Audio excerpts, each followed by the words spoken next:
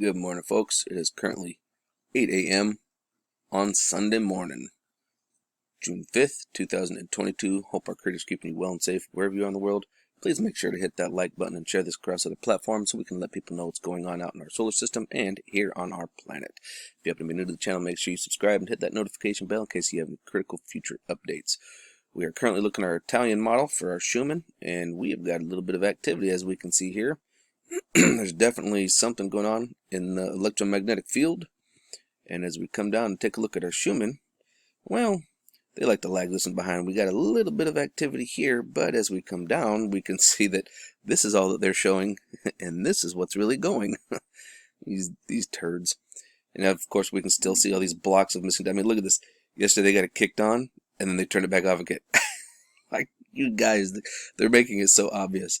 But anyways, as we come down, because of my suspicions, ooh, look at all these cute little colors going on here. We got some really neat color patterns going on for frequencies. But when we come on down to the bottom, I mean, wow, look at that. These are pretty cool. Come on down to the bottom, we're going to take a look at the map. And as we can see, there is lightning storms all over in the area because Cumiana is right here, which is where the base is for our Schumann resonance for Italy, which would explain for a lot of the noise that we're seeing. Not saying that it's 100% all lightning and thunderstorms, but it's a good possibility. Because when we come over here to Russia, in Tomsk, Russia, we can see that things are actually looking pretty alright and normal there. Looks like we've got a baseline just over 4. This is showing a power of 16, but I think they're actually talking about this little spike right here, this guy. Maybe. That's about the best I can give you as far as the power. Most of it looks pretty average. And as we come over to spaceweatherlive.com, you guys might hear some thunderstorms in the background. I love listening to thunderstorms, rain's falling. We are looking at, oh, we just had a flare pop off. Looks like we had a C1.76 just pop off. Been living in the B class. It's pretty hard for these flares to reach all the way up into M class without our baseline being up, but it is possible. Most of the time they will be C's, and looks like we got a 1.76 as a high. So let's go take a little deeper dive into this. Let's come on over here to Solarham, and we're going to take a peek at it. Yep, they're showing it here. But let's go and check out stereo ahead. Where do y'all think this could be coming from? And this here is stereo ahead, looking at EUVI 195 angstroms of light. This right here is our eastern limb, this white line right here, and I'm going to think it's coming from over here, something that's just peeking around, finally getting our way. And of course we've got this area to be looking at that's coming around, and don't forget that big sunspot up here that I showed you guys a couple of days ago. And we're going to back up here a couple. And we're going to scroll on down, and let's take a little sneak peek. Whoa, we're going to have to go check out Lascaux, ain't we? Yes, we are. Let's come on down here and let's take a look at the latest SUVI video. Come on down here and we'll actually go right to our 304 angstroms of light so that we can zoom in and see if there's any plasma associated with this. Now I'm suspecting it from over here. Let's see what happens. Yep, there it is. So this is where she came off at. It doesn't look like there's a whole lot of plasma with it, and I don't necessarily think it would influence our planet. If it does, there's not going to be a lot, but we did have something. We're going to have to go check out the 304 over on the SDO just to verify. But before we go over there, let's take a look at our open tracker here. Solarham is a very good tool, folks. Anybody can come to Solarham. You can click on something and it'll take you right to it. And this is showing our most recent that it has registered, and looks like we have another possibility of a glancing blow on the 11th maybe. So maybe that did pick it up. Maybe we are going to have a teeny bit of that.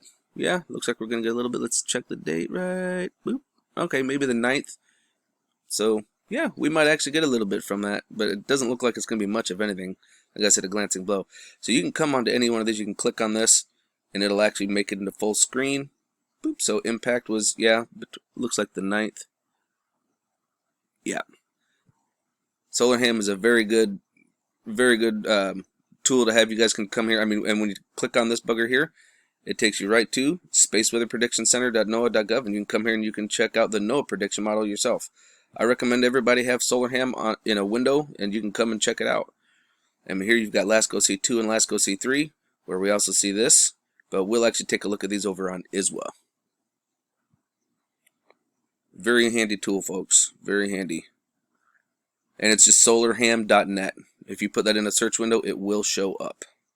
Looks like our BZ and our BT is doing good. We have not hit below -6. Once again, once you go below -6 on your BZ and your BT goes above +6, that's when we start having some issues. We'll actually be in the middle of an event. And we're looking at our magnetogram image, and it looks like from the sunspot region is 3029. So this is the sunspot region that gave it to us. Let's take a quick little peek at it. Doesn't look super developed. Ooh, listen to that lovely stuff. Love it. Coming over here to spaceweatherpredictioncenter.noaa.gov. If you scroll down to the bottom, come over to Space Weather Enthusiasts, which is what I would be considered as, I suppose. Not that I'm into labels. Look at this. They actually show that our ASMAC and SweepM isn't even operational. I wonder what their connection problems are. We're actually going to take a look right here, and we're going to take a look at our X-ray absorption. Let's see what we got. Alright, and then I'll take control of it because I moved a little bit faster. As you can see, everything looks pretty calm, and the sun has been mostly calm.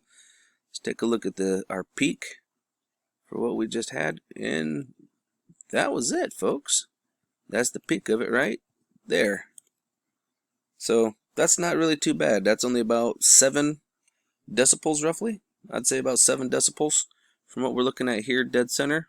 Yeah, about 7 decibels. So right over here in the, actually, right over here where the, what do they call that? The Eye of Africa, where it looks like rings like Atlantis is locating. It would be located as far as like, you know, the city. I mean, you can see that if you look up the Eye of Africa, you'll actually see it, and it looks like the rings of Atlantis. It's a pretty cool thing to see if you haven't seen it yet. You can check it out on Google Earth. Really cool. But yep, looks like it's centered right above it.